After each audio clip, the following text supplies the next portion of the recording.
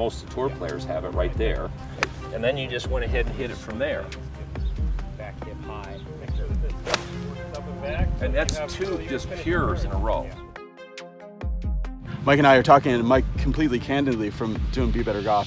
I've, you know, obviously taken a lot of lessons, gotten a lot of tips, but the thing that affected me more, the series of videos that I did that really got under my skin, when I interviewed Bertie Cordell from DST, you know, the Bent Backwards Club. Yeah. So when Bertie came out here from England, he was showing me, and then with Sasha McKenzie, did a study and stuff, and they were showing me how important it was to not be flipped, have a flip impact. So really it got me down to like the only thing I cared about was not having a flipped impact. And even if I hit it good, if I looked at the face-on video, it was pure, right? But I looked at the face-on video and I could tell that the club head was past my hands a little bit in impact. Like I wanted to barf, like I hated it. Yeah. So it really became the focus of everything that I've been doing, where I don't feel like I'll ever get to be the player that I want to be with a little bit of a baby flip. I just see no future for my golf game when from the face on I'm seeing that. Well, yes. And here's the deal, those guys are right, because impact is the only position in golf that really counts. Yeah.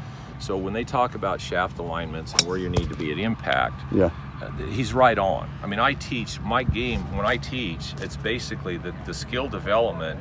Impact is the first thing I teach, and I teach it with putting. But as you learn the impact alignments, then as you start to swing, you have to allow and let the momentum of the club go, because if you are making a full swing trying to get to impact and trying to just hit impact, what happens is that you start putting the brakes on. So there's a blend there. What they're saying is right on. Show me the player that's absolutely obsessed with impact and how this can actually turn from a medicine to a poison. Okay, so if I come out and I say, all right, and I will agree, impact's important. So here's my impact position. So there's my setup, there's my impact position, okay? Yeah. So that's good to understand and practice, but if you get into full swing and you start thinking about getting there, all of a sudden, you try to get there so hard that you put the brakes on of the momentum of the club and your body stops right here and you end up dragging the club. I understand where impact is, I feel that, but then as I swing, as I'm coming into the ball, as my left leg pushes away, see, my left leg pushes away and my arms are accelerating, so what does the club do? The momentum of the club and the swing keeps the club from passing my hands. Okay. So the circle that I'm making with my body, see, it's almost impossible for me to get the club past my hands, but there's no tension in my wrist, so I'm not putting the brakes on to get to impact. So there's my impact. When I make a swing, if we put that on a video, that would be the same impact position. You're saying that rather than having my mind in my hands and wrists to create an impact position, should my mind specifically, since I'm here, be more on the push, with the leg push? Yeah, but you want to identify the field. There's impact. So if you're going to work on your swing, for most everybody, if they could just, first of all, most people, if I have them set up and I say, show me your impact position, most people will go like this. Oh, okay, right. I go, what is that? They don't even know what impact is. It's the most important position in the game. So once I define a spot I want the club to go through, let's say it's impact, okay, that's what I want right there. So then I start making little swings and I start to feel the momentum of the club and how my body and my arms work to make that position work without tension. Okay, so I'm going to try that. Normally when I've been working on impact, I've been taking slow swings that then in the camera will look good. Okay, but here's what we're going to do. Yeah. Set up to the ball. Okay, show me your impact position. Where do you want to be? Oh, that's pretty good. Okay, now.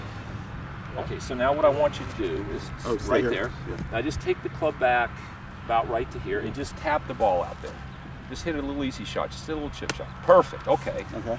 But you did it, so not a lot of tension. Yeah, no. Okay, so identify that position again. Okay. Identify the position. Set up. Impact, there's where you want to be. Impact, yeah. Okay, now let the club swing back a little further and just create. Perfect. Okay, yeah. All right. Now, as we increase the length of the swing, go ahead and set up here again. So now this time, all right, so now go back to address. Now swing it back a little further and go right through impact. So something fell now, apart. I will shank it when I work on shaft lean or impact some. It's because you push your hands away from you. So your hands. Oh, you mean away this way? Yeah. Because see, impact. Watch this. We need to put the camera so you can see where I go with this. Okay. So here's my address. Now I want you to watch something really close, because I watch things really close when people do things. So here's my setup. Now watch. When I go to impact, where did the handle of the club go? It started here. The handle of the club didn't move out this way away from me anymore. Okay. So you started here and you went like this and you moved your hands way out away from you. Well, if I go back and go to there, I'm going to shank every one of them. All right, so get up here. Okay. Okay, so set up to the ball. No, it doesn't go out there. All right, so when you asked me to show you impact, yeah, I didn't really. You pushed them out there. Yeah. Okay, see, wherever the grip end starts, okay, at address, it doesn't move further away from you. It starts to swing in a circle around, so there's really impact. So okay. I think we need to go back to step 1 here then. All right, so go to impact. You see where that is? Yeah. Okay, do it again. Go to impact. See the difference? Oh yeah. Now here's where you were going. Go to impact. Yeah, so you were programming your hands away from you. Well, if the handle of the club moves further away, you're going to hit it in the freaking hosel. Yeah, and that's blocks too. Okay. Yeah. So go to impact. The handle's got. There you go. Good, good, good, good. Really good. All right. Now we got a chance. Like I say, most people, when I say, okay, that's good. Little back swing. Not even a break. Good. Okay, so now we're going to go back. You feel where your hands went. Yeah. This is where guys get into your hands go left. Okay. Because that feels a lot more left than you when you go to impact than you did a minute ago. So you had a misunderstanding of where, there you go. Now go back to address. Now make a little more swing, and your hands go where you just programmed. See, you just had you were programming a bad impact position by pushing your hands away. Yeah. So you had the alignments right that they wanted from this view. Yeah. So you had your left arm where it should be, and you had the club where it should be, but from down the line, your impact position, you were programming to push your hands away. So then when you try to do it, what happens? You move the club out further, you hit it in the hosel. Yeah, I had a different thing. Okay, don't do that, please. Yeah. At least while you're with me. So here and I don't care. You want to do that when you're with somebody else, you can't. There you go. So impact is also the handle going left. And then there's no way you can hit it. You can't hit it in the hosel. Okay, yeah. So again, we come back to understanding. People don't really understand the basic #1 most important position in golf, which is impact. And I was off by only like 3 inches. 3 inches? The club is only. Okay, yeah, right. That's the whole width of the face. Yeah. So that's the center of the club. You only have to miss the center by 1.5 inches and you hit it in the hosel. Right. And then to add to that, you add speed to it, which is momentum, which now you're pushing your hands away and the club's moving away from you. Right. Well, you're going to hit everything in the hosel. All right, let's try that a little bit more speed. There you go. So now you're starting to feel how the handle, as you go to impact, the handle out also moves away from the ball. Impact and handle moves away. Now you see that quick, you're fixed. It's funny. I feel Dustin Johnson. Well, okay, but let's talk. Yeah. You've been playing a long time. Yeah. And you asked me a little later, how long does it take to fix something? Yeah. Okay, if most of it's just concept, we fixed you in 2 or 3 swings because you had a bad concept, a bad task. This concept. Bad task. Sorry, not to do that in front of you. That's okay. This concept. Yeah. Okay. So if you're programming the wrong task, which most people do, or a task that's not relevant, what happens is they do the task perfectly, but it doesn't turn into a good shot. So you're saying this is like off plane. You're way above impact. it. Yeah. So because it's on this plane, the more lean, the more left. That's there you go. See, now you're doing your golf teacher thing because you're getting me to figure it out for you. You know. Right. So that's. Well, no, but you have to own it. See, I know what it needs to be. You have to understand it and figure it out for yourself. Right. And you just figured out. I kind of showed you a couple of handles here. Oh, that's why I'm shanky. You're right.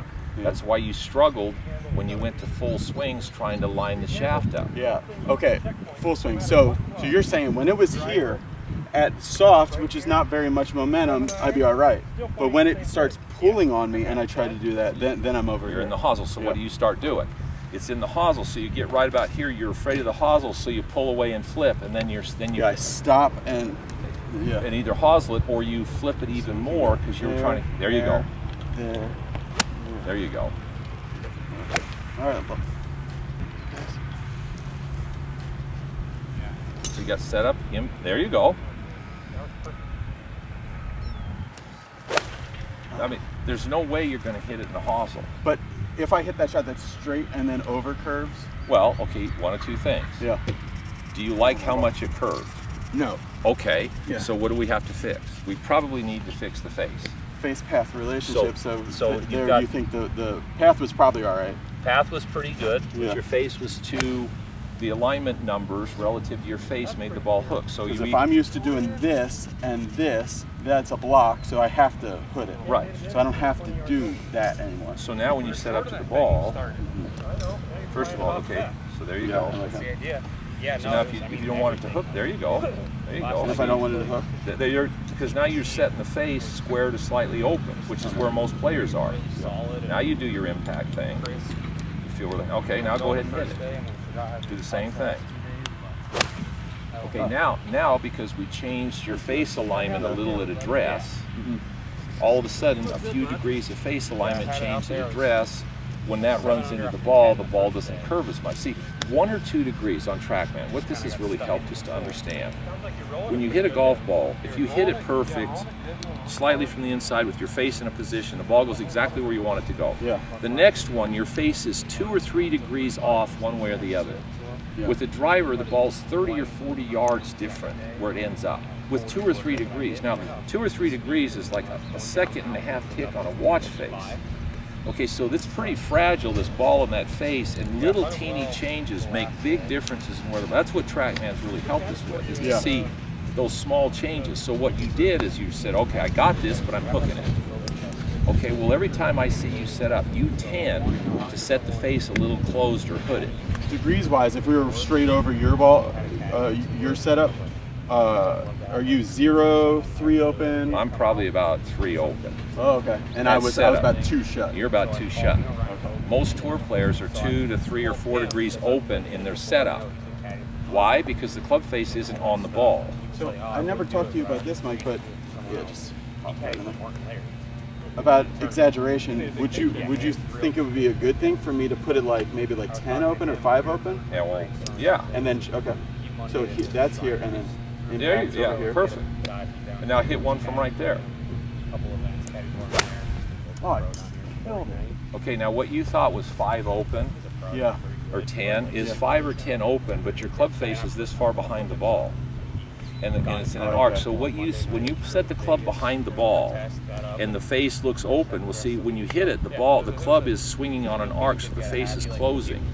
And as the club hits the ball, the face is constantly closing relative to the target line. Because that's how I feel. I feel like I hit it square, but then by point of separation, they call it, it's shut. It's shut. Yeah. So you start with the face way too shut. So then, unless you hang on or drag the club, you're going to hook it. You're going to pull it. So you're saying what I thought was 5 or 10 open was probably. It's 5 or 10 open, but it's not on the ball. Okay. So you start right very. No, I start a little bit behind the ball. So when I set up, the ball's sitting here, and my club's right there, and there's where my club face is. Yep. And you can see, if that's like a piece of paper square, you can see you're a little open to that's it right there. Now, when I take that, as I come into the ball, the club face is there, but as it comes into the ball, it's turning down. As it catches the ball, it's right there. As the ball comes off the face, it's fairly square to slightly open to my path. Mike, would a good thing to help me be to get a lie board and that tape on the bottom, and because before I would have been maybe scuffing it in the toe, right? Yeah, it's helpful. That more for you is just understanding what the square looks like when you set up. Okay. So relative to your lesson today, it was you were trying to line the shaft up, which I agree. But in your attempt to line the shaft up, you were lining it up, but programming this. Yeah. So at slow speeds, you could make it work. But when you went to high speed, and your hands were trying to go here, plus a lot of velocity in the club going there, you start hitting in the hosel or pushing it. Yeah. So what we changed was, when you go to impact, it goes over here. That's the same alignment looking at it from this angle, but it's very different looking at it from the camera. And at that point, my impact was pure, but then it was starting straight and overdrawing. So we only had 2 fixes. So then all you did was you set the face a little more open, which is now actually square, which is where most of the tour players have it right there. And then you just went ahead and hit it from there. Back hip high. And that's 2 just pures in a row. Yeah, and you know what's fun, what's cool about that is that usually I feel in order not to overhook it or block it, yeah, I have to have a little bit of a slowdown here. With those last 2, I felt, like Bobby Jones would say, freewheeling. Like I really felt like I could go after without a fear of this shot or that shot. Well, that's because the grip's on there, you're letting the momentum work, and the circle you're swinging in is the right circle relative to making the club head work. Where you were trying to go before, what you thought impact was interrupting the circle, the momentum that you wanted to have relative to your swing. You were trying to direct it in a way that didn't fit the way your body was moving. So your body goes, this is a train wreck, so brain goes brakes on and do something to get the ball in the face. Okay guys, thank you so much for that, Mike. Huge, small difference, but very big for me. And I think that's really the key to all the videos that Mike puts up. Small things can make huge differences. You just got to know where to look and then how to address it. Mike has a great website called HALSKAGOLF.CON. If you use the promo code, you will get a discount off of joining that website that has thousands of videos on it. It's really a rich thing, and Mike's shooting new content for that a couple times a week, so it's really cool. Also hit the subscribe button on this video and the little post notification bell. Thanks for watching, guys. Bye. I'm glad I asked you about that, because you know, I was like, you know, that I noticed as soon as I saw this, all the mud there. No, the line. Yeah, that's Birdie, which is great. He did my set, yeah. Well, which is great, because now you're going, okay, but see, if for me to get that line to line up, it's right on your nose. It's right there on my nose. There you go. Okay, but see, I do it this way. Watch that. This is very subtle. So here's like really 3D impact. So I've always thought of impact in a 2D face-on way. Yeah. You're giving me impact in a down the line way, so that makes it 3D. If you thought about the distance this is from the ball, okay, now when I go to impact, this actually goes over here. See, it doesn't go any closer, and it actually goes to the left. There's my impact position right there. Yeah. So I go from here to here. Rather than. Now here's where you were going. You were going from here to here. Yes. And then you were hooding the face. Well, see, you were moving the handle away from you instead of keeping it tracking on its arc. Gotcha. Thanks, Mike.